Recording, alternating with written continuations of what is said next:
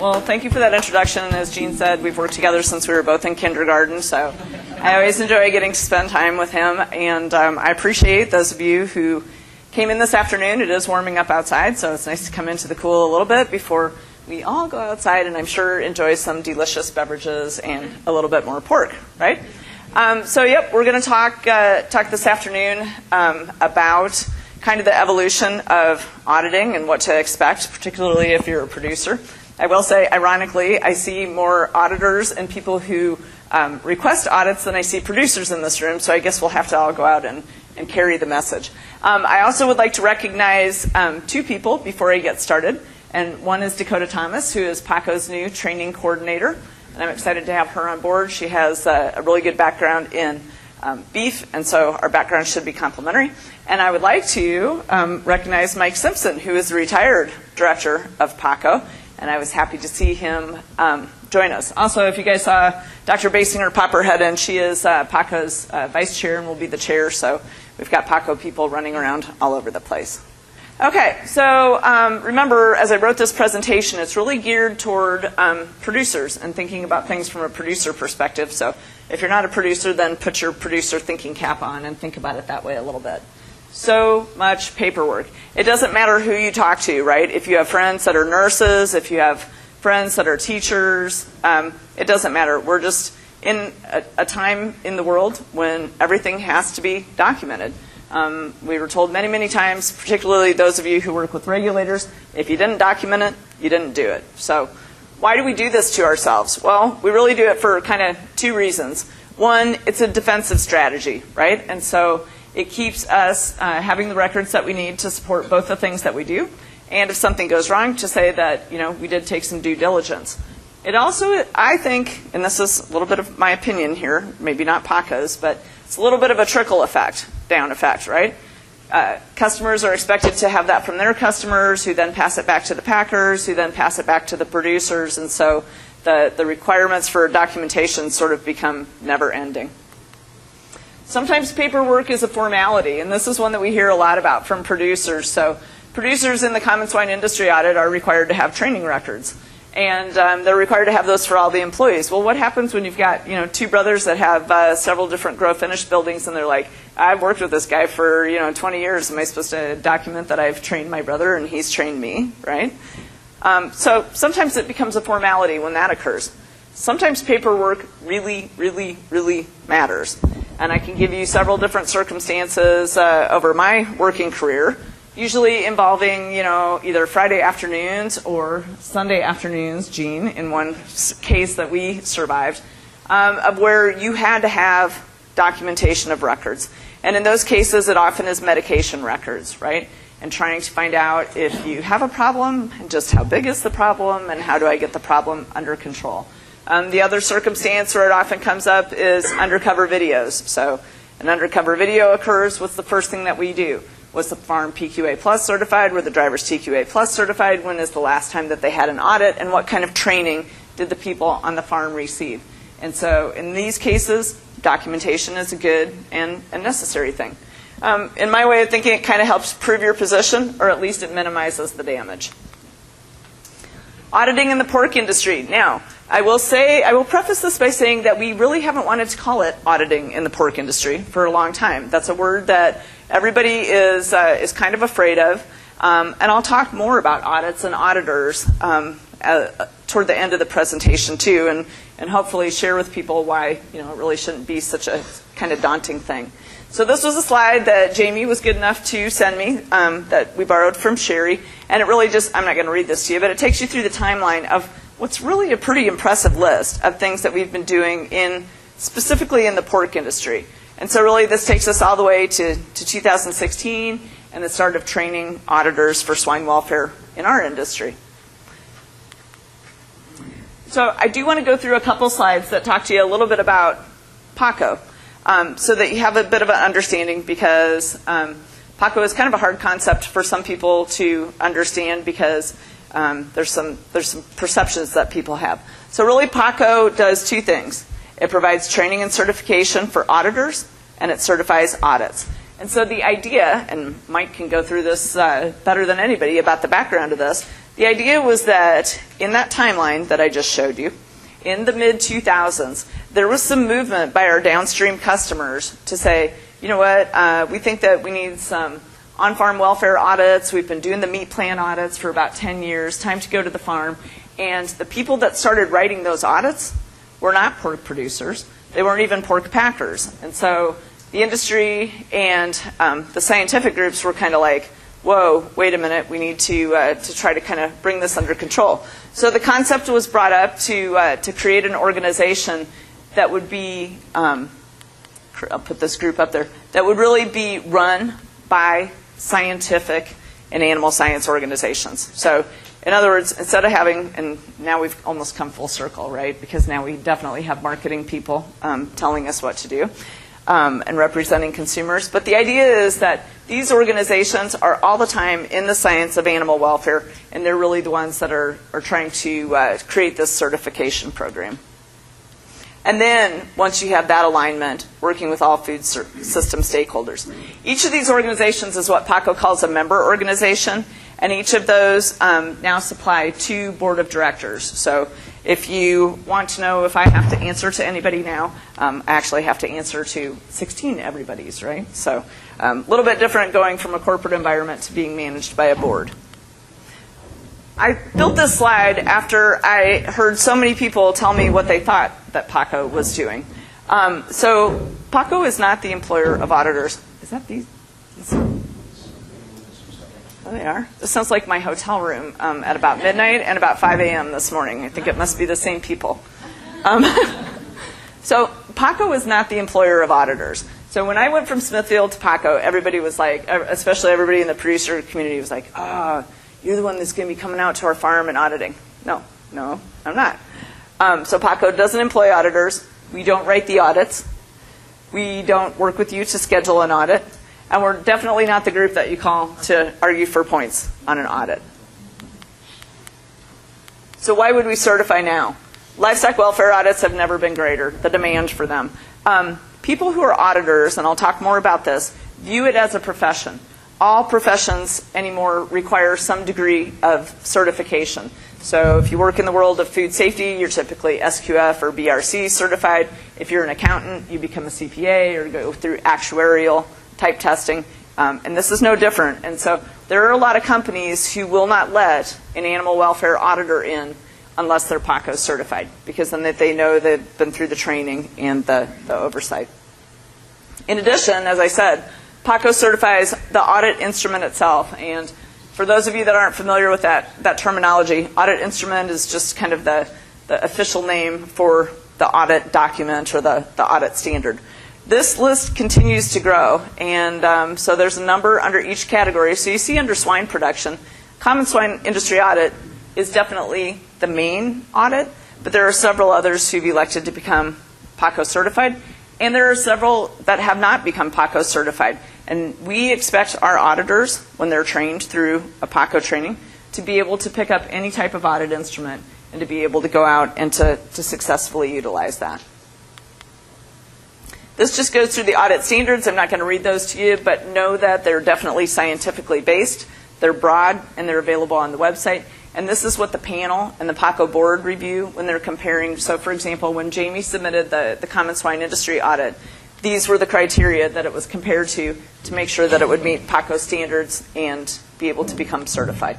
All right, a little bit about training courses and certification that an auditor would go through. I'll just tell you about a couple of the different ones, and then we'll go through the pork one specifically. So when somebody goes to become a PAACO certified auditor, they first have to qualify to even be considered for certification with a combination of education and experience. And so we typically ask them to submit a resume or at least their background so that we can be sure that we're not just pulling. You'd be surprised. I think this is true for all the audit companies, and it's certainly true for the emails that we receive from our website. There's a lot of people that just go, hey, I'm thinking about becoming an animal welfare auditor. What do I need to do that? Or I work in this area, and I was thinking maybe, I work in environmental. That's a perfect example. And I was thinking maybe I could add animal welfare to the routine of what I do. So we're really looking for very specific experience, either in livestock or in auditing in a meat plant or with food safety type things. Then they need to attend a PAACO course, complete and take the exam. I'll talk more about that in a minute. Complete shadow audits with a certified auditor. Submit their shadow audits and the code of conduct for approval. So this involves Dakota or myself literally reading each one of these, making sure that the certified auditor has a good assessment of the auditor that they audited with, and that they'll be prepared to do an audit. Once approved, you'll be listed as an auditor, both on the website and an app. And this just goes through a little bit of the experience requirements. So it's fine for you to have a high school degree, but we expect that there'll be a significant amount of experience. Conversely, if somebody comes in with a master's or PhD, and I'm typically looking at what kind of programs they worked on during that, they would be recognized for that experience. Meat plant animal welfare training, this was the first one that was conducted. These are usually done anywhere from 2 to 4 times a year. Temple's always very, very involved. These are near and dear to her heart. She will call me up 18 months ahead of the next one so that we can get those dates on her pencil-written, hand-printed calendar that, if you guys have ever seen her, she hauls around.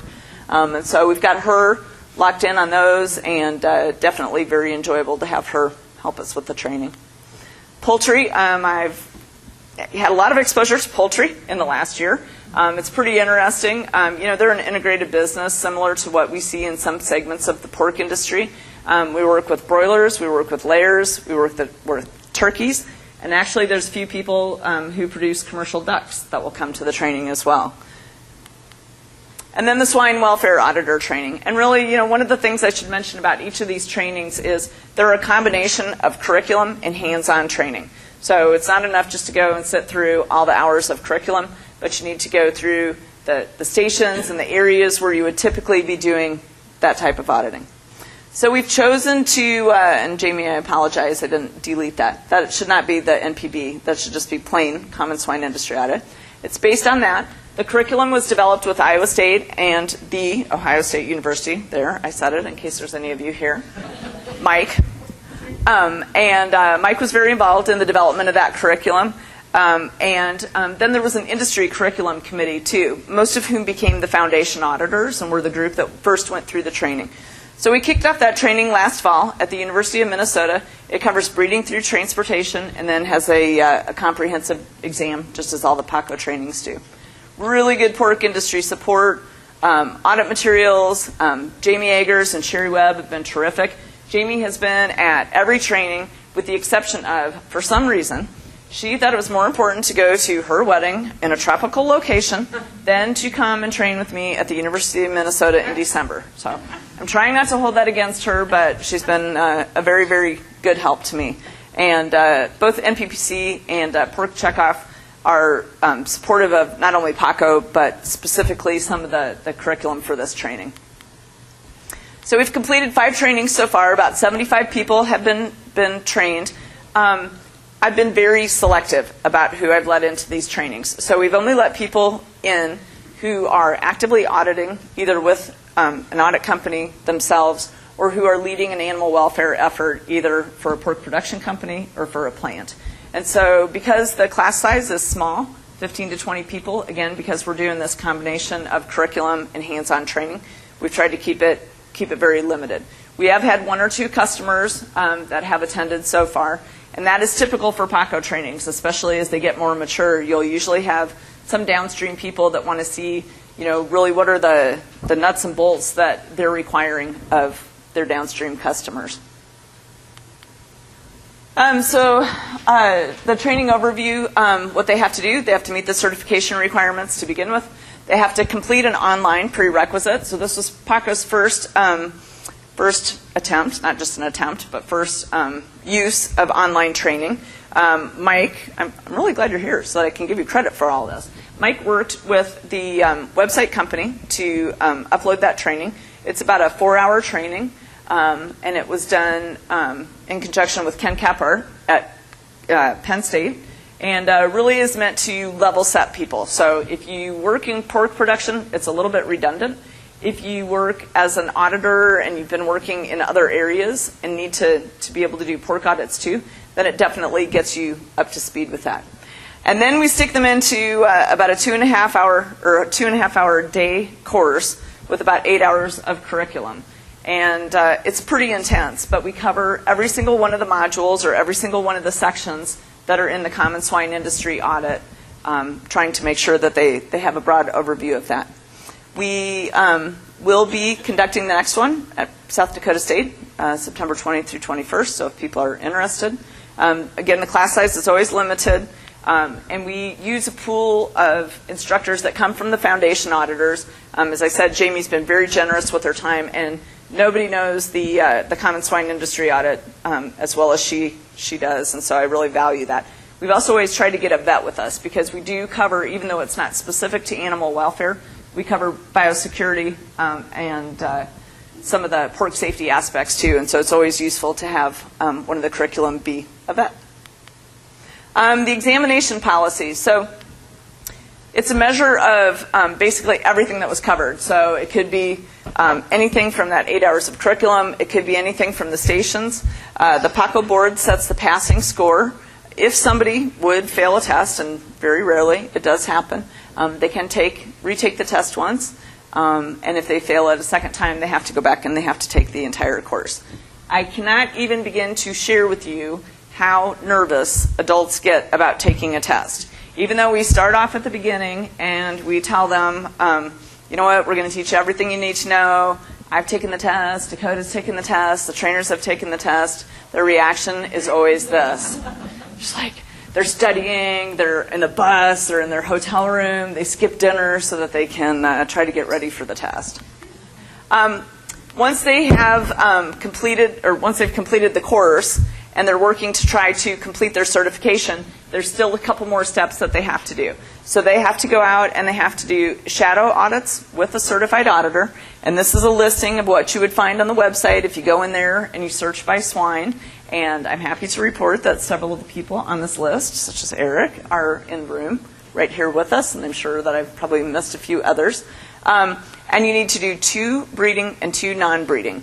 And so when you're doing the shadow audit, either somebody can be watching you perform the audit, or you can be watching them, or a combination of the two. And then there's a 3-page document that, like I said, gets sent back in, and we review it pretty thoroughly to make sure that the person is ready to be certified.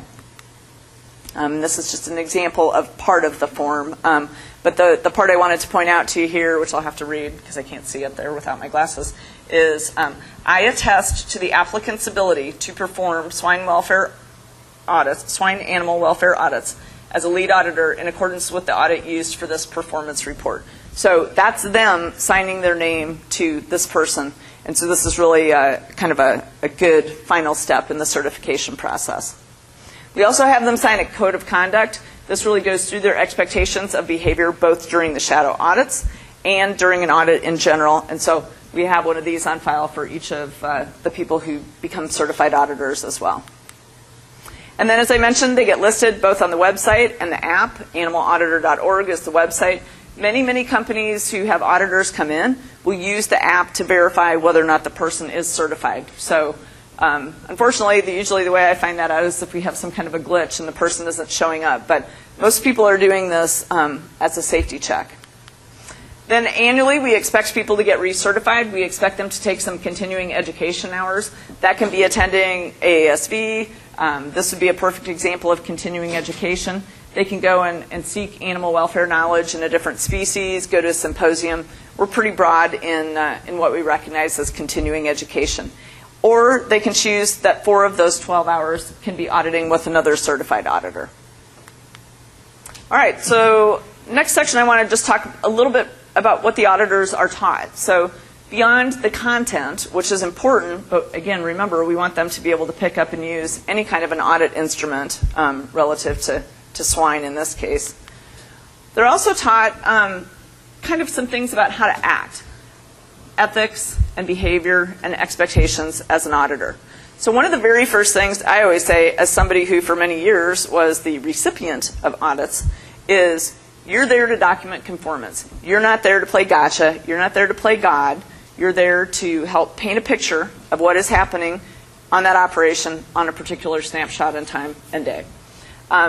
You must only use the audit standard that you're in there to use. So I'll mention this a couple different times, but we don't want your opinion. We don't want you to consult. We want you in there to do an audit and just the facts, ma'am, black and white.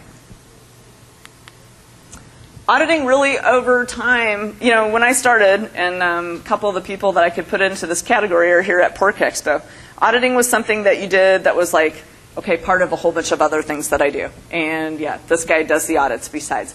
Over time, it's evolved to where it's many, many people's profession. It's what they choose to do for a career, or they choose to work in a business that manages that kind of thing. And so it has its own rules and procedures, particularly if you live in the food safety world or the ISO world. There are a lot of requirements for what constitutes accurately and adequately performing both an internal audit and an external audit. There's really three things that we're asking people to do, and I'll cover this a couple times: direct observation, documentation, and talking to employees. Auditors have to strike a balance, right? So I think this is particularly true when we're applying auditing to livestock. So it is just not going to work for somebody to go in with zero background in livestock or even zero background in that species and think that they can go in and work with a production company or a group and evaluate that in a way that is meaningful. And so they really need to be technically strong, but they also need to be good auditors and to have good ethics. They need to have, you know, all the qualities that we would want any good employee to have. Competence, ethics, diplomacy, confidentiality. That's very important, isn't it, with auditing, and independence. So we're asking them to go out and really work in a kind of isolated way. People skills. They have to work with all different types of clients. You think about it in the work that you do and the work that most of us do.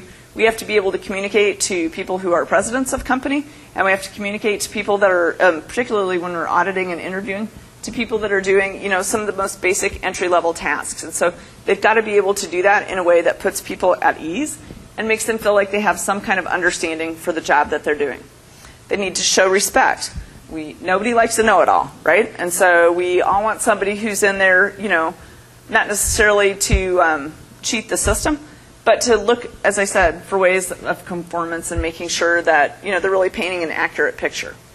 And they need to be listening, not just waiting until the person's done talking. Okay, I already have my notion. I'm going to write down what I think. So they need to really hear what the person is saying.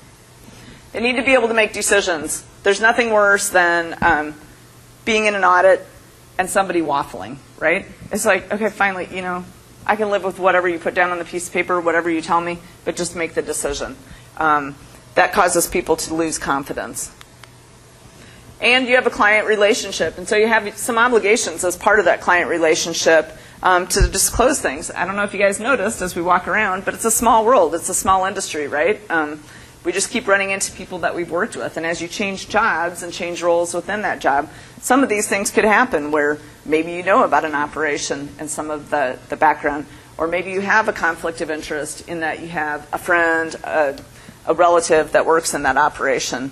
And so it's important that you square all that up ahead of time and you make sure that you have complete transparency on anything like that. Preparation. This is one we always talk about with farms, because does GPS always take you to the farm? No. Sometimes GPS takes you south when you're supposed to be going north. So always important to make sure that you have some verbal or written instructions, as well as relying on the GPS. And then I get a lot of questions about whether or not we're doing unannounced or announced audits. And I would say for the most part on livestock production, they're pretty typically announced audits because we've got to deal with things like biosecurity. Biosecurity, we expect the auditor to follow every single thing. In fact, we emphasize this over and over and over again. You will follow all of the requirements of this site, and we expect you to go above and beyond.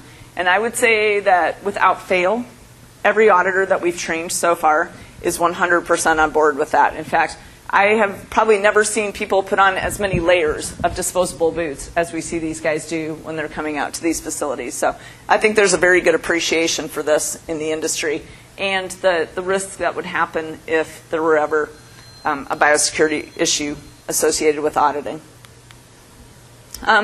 So what do? They need to have an opening meeting. One of the things that we really emphasize a lot is if you see something wrong during the audit, do you wait until the audit's done? Do you just write it in the report when you get home? No. You got to have the fortitude, I'll use that word, a politically correct word. You have to have the fortitude to call it out with the person that is with you. That being said, a farm needs to send somebody with the auditor. So you don't just go, okay, there you go, there's breeding and gestation, knock yourself out. You need to have somebody accompanying them so that you can see the same thing at the same time and agree on whether or not there's differences and discuss that in a way that relates just to the audit instrument. Best practices. It doesn't matter, again, going back to what I said about medical, educational, ISO, food safety, or animal welfare auditing. These are the techniques that are always used when you're doing an audit. And as I said, if you see anything, you need to be discussing it right then. Interviewing. I thought it was safe to be able to use the pork producer of the year for 2016 as my producer to put up here when I was searching for a good picture. So interviewing. The thing that I always tell auditors about interviewing is if you're the manager of employees, this is a pretty nice time to let your people really show what they know. And everybody likes to know why they're doing something, and everybody likes to share that with people. So a good auditor will really pull that out of people that they're auditing. And you can take somebody who's scared about an audit and turn it into a really good experience by making the interviewing or the discussion part about auditing a positive thing. Documentation and records. I'm not going to lie. I was shocked when I made the list of records that we expect producers to have in the pork industry. And I actually think there's been a couple added to this list, Jamie, since we did this. This is a long list of records. And these are any of them basically fair game in one question or another when you're using the common swine industry audit. Direct observation. So how long do you look at something? Or how do you do the direct observations? The answer that we always tell auditors when we're teaching them is exactly how it says to do it in the audit instrument. If it says calculate it and do every 6th sow, then calculate it and do every 6th sow. If it tells you to run all the pigs out of this pen and over to this pen, then that is exactly how you do it. So you don't get to freelance. You don't get to make up your own sampling system or decide, hey, you know what, I'm not going to sample. I'm going to look at everything. And that's a true example of something that I had a complaint about from a company. So we're pretty strict when we teach this part to auditors, and it is something that is definitely emphasized on the testing for them.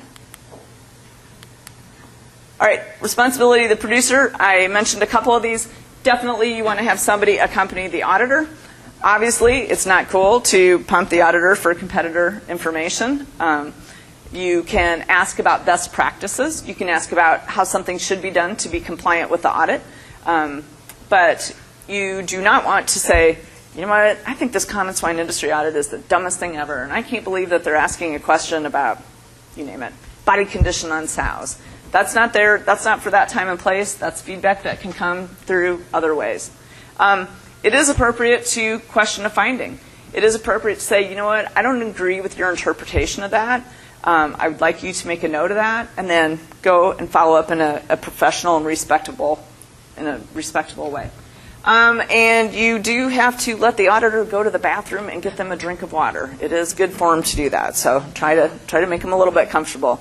We don't expect steak and lobster dinner for auditors because that gets into that conflict of interest realm, but we do expect bathrooms. Consulting, not cool.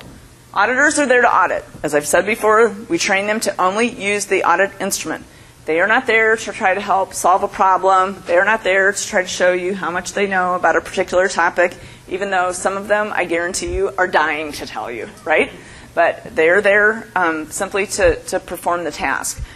We emphasize this. This is a pared down version of the slides. I don't know, Jamie, what do you think? We probably say this to them 10 times. At least over the course. So I believe if they leave with nothing else, they know that when you're auditing, you're not consulting. I put this together with some input from some other industry colleagues. What are some of the main complaints that I hear about auditors or that people hear? Scope creep. This is by far the most common thing. So they sampled too many animals. While they were looking at this, they started asking me about a feeding regime. Things that get into production practices rather than actual components of the audit. Opinions. Giving your opinion Usually people aren't so bold as to do this real outwardly, but they'll just make, little comments. Maybe snide comments are probably the worst thing that I hear a complaint about. Smug or condescending, that kind of God syndrome, if you're an auditor. It's so important not to be that way, and we all know people that can kind of come off a little bit as a know-it-all. An auditor needs to come in with a great deal of respect for the operation that they're evaluating. And then this is one that came to me from a meat packing scenario. That is unnecessary interactions with people that have nothing to do with the audit. So talking to a truck driver when it involves unloading or loading animals, talking to a power washing crew, right, relative to things that they have no training on or no relationship to. So these are the things that we hear the most about. One slide about what's on the horizon. I don't mean to be scary, but as Jean said, this is an area that it's not going away. If anything, the expectations for us are going to grow and grow and grow. And if you don't believe that, pork people, then go talk to some of the chicken people. And you will learn that on the layer side of the business or broilers with the expectation for gap auditing, that this just kind of continues to go deeper and deeper and deeper. This is an example of the GAP standards. GAP is a not-for-profit company who creates standards, who was originally associated with Whole Foods, and they have standards for each of the species. And they are getting a lot of traction with broilers right now. And why I call this to your attention is I will mention that their board of directors definitely has some overlap with some of the animal rights groups and some people who are a little bit more on the extreme side rather than animal production. I did mention that there are other audit standards, GAP, American Humane, and I just went blank, Certified Humane. American Humane and Certified Humane. There, botched that. So those are all audits that you may be subject to, or some companies have their own audit as well. There is continued research into sort of the area of animal behavior in general. Dakota and I just had the opportunity to spend last week at UC Davis, and we were working on the dairy training curriculum, and as part of that we had some presentations on some of the research in animal behavior. And the things that people are thinking about, even relative to farm animals, are a long ways down the road of where we are. So I think we're on the right track with what we're doing with swine welfare, but I think we need to be careful to know that, hey, this thing isn't going to stop. It's going to keep evolving, and we're going to be on a mode of continuous improvement. Some common questions that come from producers. Do auditors have to follow biosecurity? Absolutely. Can they show up unannounced? Only if you have that agreement with the company that is asking the auditor to come to your operation, right? So most people are having third-party auditors because their packer has made that a requirement. So you and your packer or whoever is planning that audit for you would have to detail that. Are there background checks on auditors? This is something that, as the PAACO board, we've talked a little bit about. Again, most of the auditors that have gone through our training for swine and that are coming to producer farms are employed by audit companies. So they might be employed by a packer, they might be employed by a FACTA, Validus, an American Humane, or contracted by one of those. Most of those people would be doing some evaluation of the auditors. So it is a perfectly fair question to ask of somebody, tell me a little bit about the background. It's a fair question to say, I want them to be PAACO certified in swine welfare. And what do I do if I disagree with their interpretation? Two things. I already mentioned, you can respectfully have that discussion while you're actually doing the audit. The other thing that Jamie has spent a ton of time on is there are nuances in the interpretation. And so she's actually been creating a very long list of frequently asked questions that we've used each time that we've done the auditor training. She has some of those resources up on pork.org. And I and Dakota are meeting with our website company tomorrow to try to figure out if there's some places that we can put some additional auditor resources, because there's really getting to be quite a nice list of those for swine in particular. And maybe you guys hear other questions, and if you do, I would love to add them to this list. Okay, So that is what I wanted to cover today. I hope that met your expectations. And I'd be open to any questions you guys have about audits, auditor training, or the results of those. Yeah. Does somebody want to grab the lights? If we own the buildings, our farm, but someone else has the pigs in the building, what are we as the building, what are we responsible for? Are they coming to audit our building, or the animals in the building, or it's all meshed together? Pretty much meshed together. So in the Common Swine Industry Audit, which you could just go and pull that down on pork.org, there are sections specific to facilities. So the facility type questions would be like, are there any protrusions that a pig could get hurt on? Are there nails? Are there loose boards? Are the animal handling devices, sort boards, everything, is that in good working order? Loading chutes.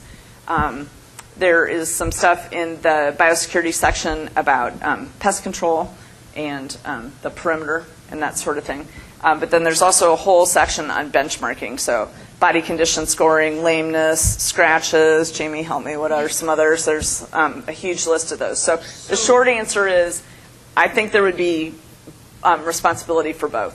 So the pig owners need to also have somebody there at the same time? Most definitely.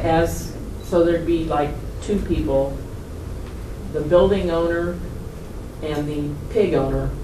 Unless you have an agreement between the two of you, the building owner and the pig owner, about who's going to be there. No, I don't but think so. Yeah, so I think both are going to be there.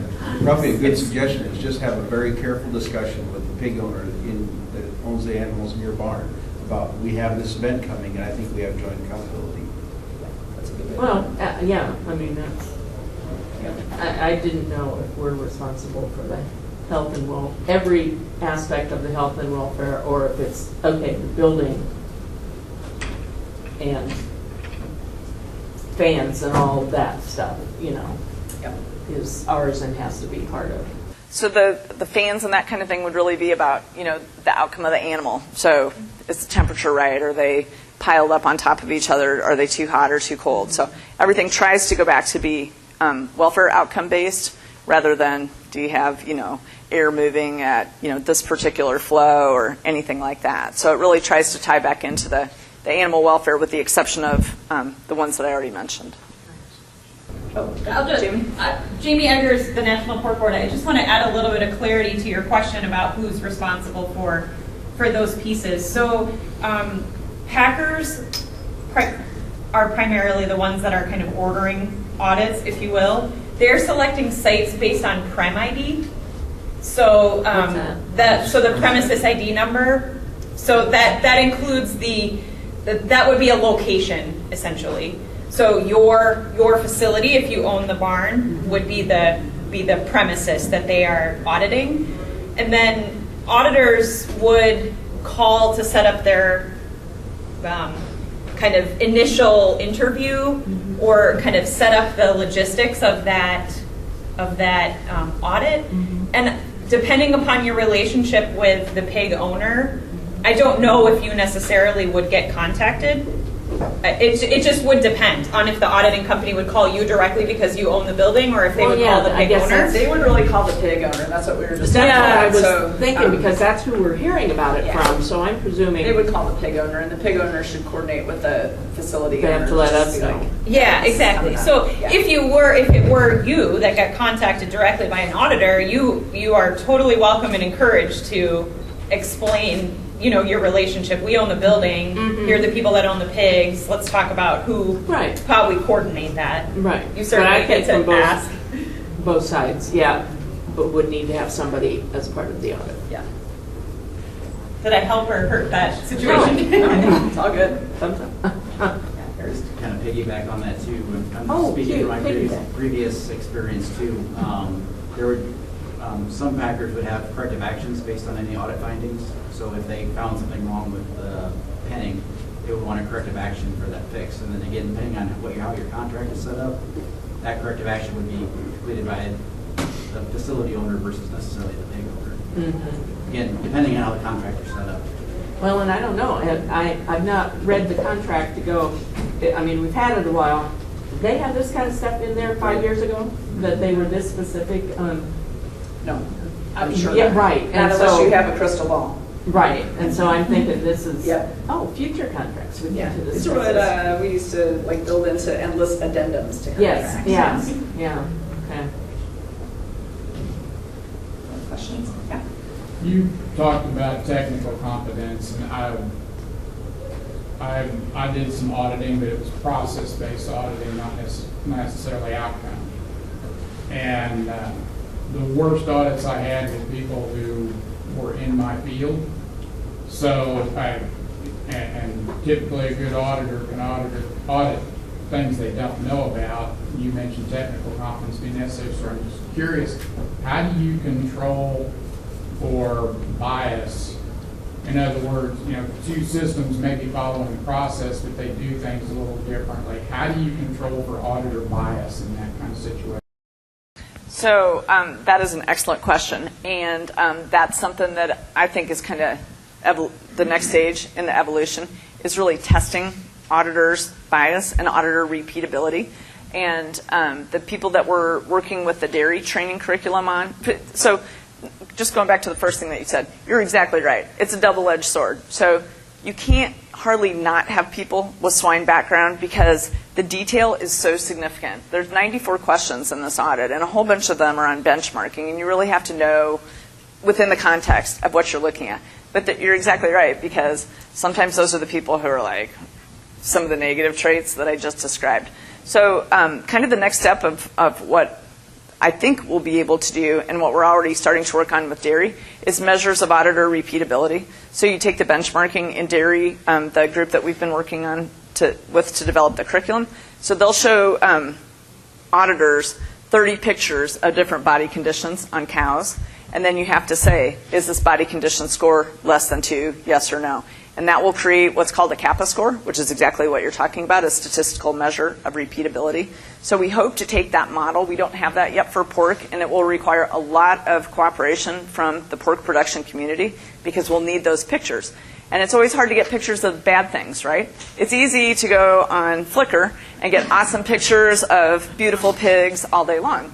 It's harder for people to send pictures of pigs in a negative welfare state. So that is a spot-on question, and that's what we hope to do. And then you talked about relevant experience and auditor qualifications.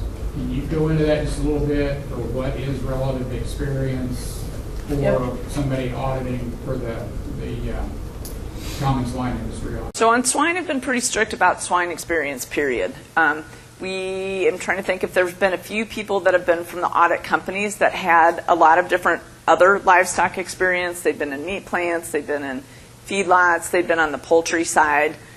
So they had, to your point, used other audit instruments, but in livestock. Relevant experience to me, like especially with the meat packing audits, is maybe you have somebody who hasn't worked in a slaughter plant, but they have worked as a food safety person in a processing plant.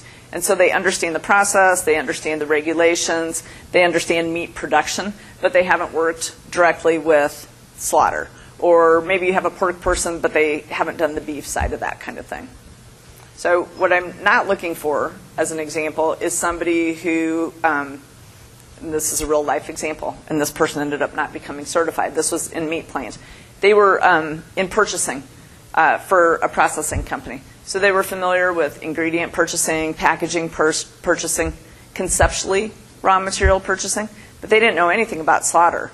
And so we stood out there and we were evaluating insensibility. Is the animal going to come back after it's been stunned?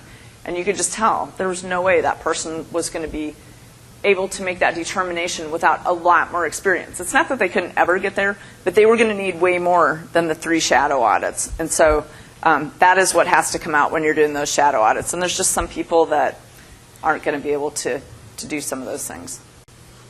The flip side of that is the demand for auditors is pretty high, right? And so it's always kind of a balancing act. Quick question. Yeah. Well, Collette, I might add just from past experience, since you're talking about packers or someone's hiring auditors, they usually go to a company that has their own internal quality control on their employees. Yep. So that reduces some variation there versus having something else there. They don't want to lose the business. Yeah, that's a very good point. So many of the audit companies have very, very stringent internal auditor training and auditor training beyond that. Can you get a copy of the audit? Get a sample audit so you can kind of teach to the test? If Jamie stood up here a bit earlier, she can lead you to where you can get it online. I think that'd be fine. But definitely you can do that, and you should do that. So any producer sitting in here, one of the requirements is that there are internal assessments done quarterly on sows, right, Jamie, and biannually on everything else. And so that's exactly right. You can take that and you can definitely self-audit. Biannual, twice a year? Yes. Once every 2 years? Sorry, good. I never know. Twice a year. I know. I don't either. I don't know why those words mean the same thing. That's okay. I think we probably better let Good. Thank you very much, Collette. As you can see, this is a thing that's evolving. I've worked on it for a while. I tried to perfect a way to influence an audit by rolling the car with the auditor in it on an icy road. It cut the audit short, but it's probably not a technique that everybody should try to employ. Did you lose points? No, I didn't. He just said he had seen enough farms. Collette, thank you very much. Your experience is great, and thank you